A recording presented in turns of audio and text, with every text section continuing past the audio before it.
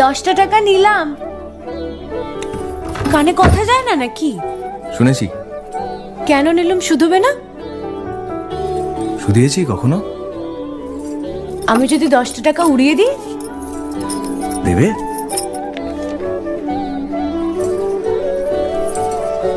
আমি তবে যাই।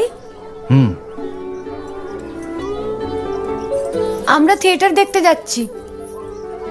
তুমি কি শুনলে আমি কি বললাম? বড় জ্বালাচ্ছ ললিতা।